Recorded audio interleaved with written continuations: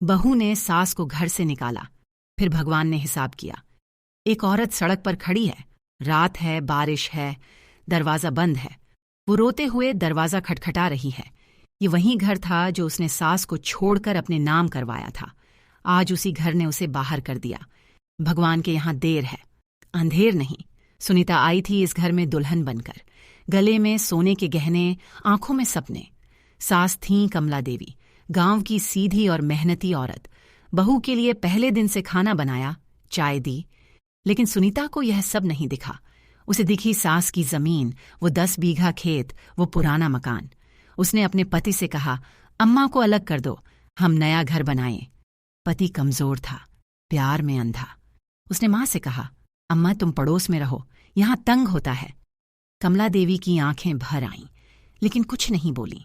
चुपचाप अपनी गठरी उठाई और चली गई। सुनीता ने खूब एंजॉय किया, नया सोफा, नई रसोई, नई जिंदगी। लेकिन 3 साल बाद एक दिन पड़ोसन रमा ने बताया कि कमला देवी बीमार हैं, खाना भी ठीक से नहीं खाती। सुनीता ने कहा कि उनकी देखभाल करना हमारा काम नहीं, और यहीं से भगवान ने कलम उठाई। एक दिन सुनीता का बेटा राहुल स्कूल से रोते हुए आया। उसने कहा, माँ, मास्टर जी ने कहा कि जिसके घर में बड़े नहीं होते उसे जिंदगी सिखाने वाला कोई नहीं होता। सुनीता ने उसे डांट दिया और कहा, यह सब बकवास है। लेकिन उस रात उसे नींद नहीं आई। अगले महीने उसके पति का धंधा ठप हो गया। फिर बाढ़ में खेत बर्बाद हो गए। फिर मकान की छत टपकने लगी। एक एक करके सब कुछ छिनने लगा। सुनीता घबरा गई। उसने रमा से पूछा कि कमला देवी कैसी हैं। रमा ने कहा कि वो अब भी रोज सुबह उठकर तुम्हारे घर की तरफ देखती हैं और कहती हैं कि भगवान मेरे बेटे को खुश रख। ये सुनकर सुनीता के पांव के नीचे से जमीन खिसक गई। वो सास को कोसती रही और सास उसके लिए दुआ करती रही। उसी रात एक एक्सीडेंट हो गया। उसका पति हॉस्पिटल में था।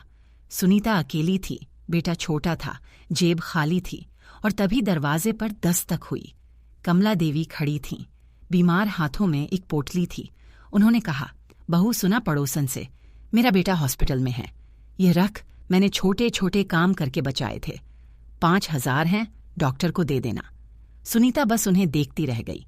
यह वही औरत थी जिसे उसने घर से निकाला था।